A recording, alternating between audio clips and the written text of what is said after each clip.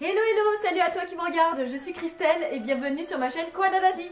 Aujourd'hui, je vais t'exposer l'un des recueils phares d'écrits de Shakyamuni, qui est le fondateur du bouddhisme, à ses disciples vers la fin de sa vie, qui est le Sutra du Lotus. Je t'en ai un peu parlé dans d'autres vidéos, mais là je vais parler de ce sujet en 3 vidéos pour que ce soit plus facile à comprendre. Mais avant de commencer, abonne-toi à ma chaîne si ce n'est pas déjà fait et active la cloche de notification. Que veut dire sutra et pourquoi choisir le lotus en titre? En sanskrit, le sutra signifie fil conducteur et la fleur de lotus représente en Asie la pureté, la beauté et la noblesse. La fleur de lotus a la particularité de s'épanouir dans des étangs boueux. Ici, la fleur de lotus représente les êtres ordinaires s'éveillant à leur nature de Bouddha et la boue sur laquelle elle émerge représente la société à une époque troublée. Parmi les 3 courants du bouddhisme, lequel se consacre essentiellement au Sutra du Lotus? Quand le bouddhisme s'est propagé quelques centaines d'années après la mort de Shakyamuni, le Sutra du Lotus est vite devenu le pilier du courant Mahayana, qui signifie grand véhicule, et c'est un courant qui touche le peuple, et notamment les pays comme la Chine, le Japon et la Corée, par opposition au courant Hinayana, qui veut dire petit véhicule, et c'est un courant qui désigne principalement le courant Theravada, c'est-à-dire un courant qui touche les moines, les nonnes et les ascètes à la compréhension supérieure. Et ce courant touche principalement les pays d'Asie du Sud-Est, comme la Birmanie, la Thaïlande, le Laos et le Cambodge. J'ai fait d'ailleurs une vidéo sur les 3 courants du bouddhisme, tu trouveras le lien dans la barre de description. Pourquoi le Sutra du Lotus est-il supérieur aux autres sutras selon Shakyamuni? Le Sutra du Lotus est un enseignement révolutionnaire et le plus abouti de Shakyamuni, car il révèle 2 points essentiels qui bouleversent profondément les mentalités et les croyances profondes erronées du peuple à son époque, ainsi que celle des ascètes, c'est-à-dire des élites qui ont consacré toute leur vie à essayer d'atteindre l'illumination comme Shakyamuni et qui ont décidé du coup de renoncer à la vie mondaine pour se consacrer entièrement à la vie de moine ou de nonne. Je vais te révéler ici ces 2 points et t'expliquer pourquoi ces 2 points sont des révolutions spirituelles. Premier point, c'est à partir du Sutra du Lotus que Shakyamuni révèle vers la fin de sa vie que tous les êtres humains, sans exception, possèdent la nature de Bouddha et que nous tous pouvons atteindre l'illumination, c'est-à-dire l'éveil à la réalité ultime et au caractère sacré de la vie, qui se manifeste par une joie profonde et une bienveillance envers tous les êtres vivants. Tout comme Shakyamuni, qui lui-même était un être ordinaire et non un dieu, une divinité ou un être supérieur à nous tous.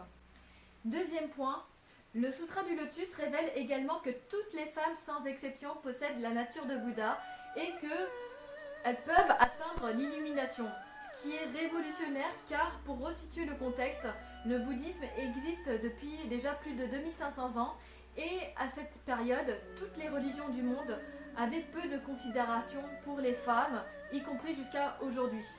Si le Sutra du Lotus est supérieur aux autres sutras, pourquoi Shakyamuni s'est-il compliqué la tête à révéler d'autres sutras? Les croyances générales erronées du peuple et des ascètes étaient tellement profondes et ancrées de génération en génération parfois, qu'il était difficile de leur faire admettre de remettre en question en tout cas leur vision de la vie et du monde. C'était en gros de remettre en question tout ce qu'ils ont appris, leurs choix, leurs valeurs, tout ce qu'ils sont, etc. Shakyamuni a donc adapté ses enseignements selon la compréhension de son auditoire du moment, afin qu'ils soient préparés à entendre les enseignements du Sutra du Lotus. Et il a fallu 40 ans pour y arriver.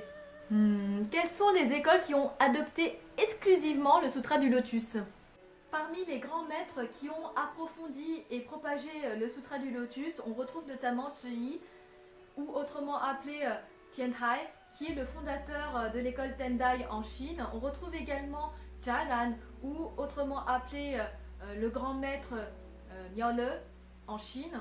On retrouve également Saicho, ou autrement appelé le grand maître Dengyo, le fondateur de l'école Tendai au Japon.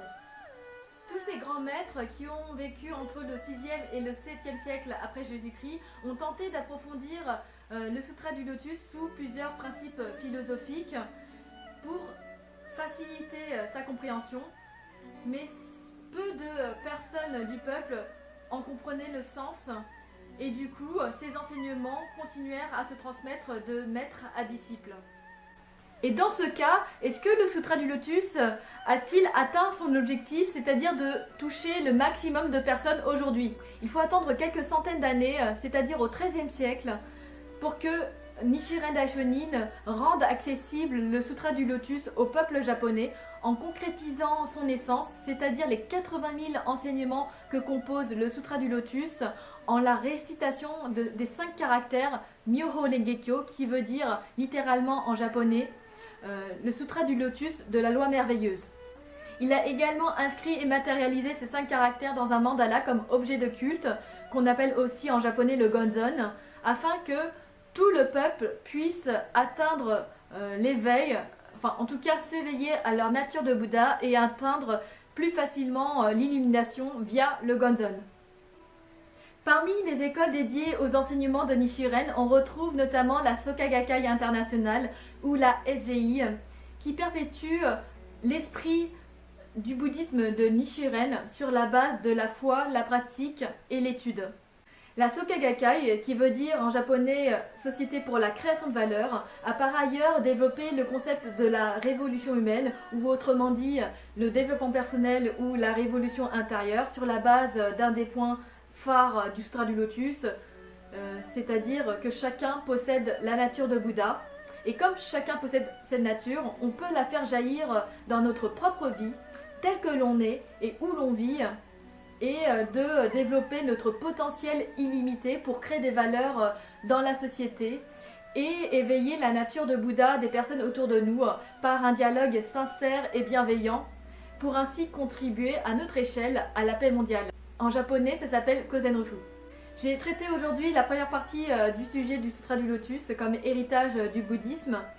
Donc je ferai 2 autres vidéos sur ce sujet. Et comme d'habitude, si tu as aimé ma vidéo, lâche un pouce bleu, fais-moi un commentaire ou dans l'idéal, partage-la. Et je te retrouve dans une prochaine. Ciao!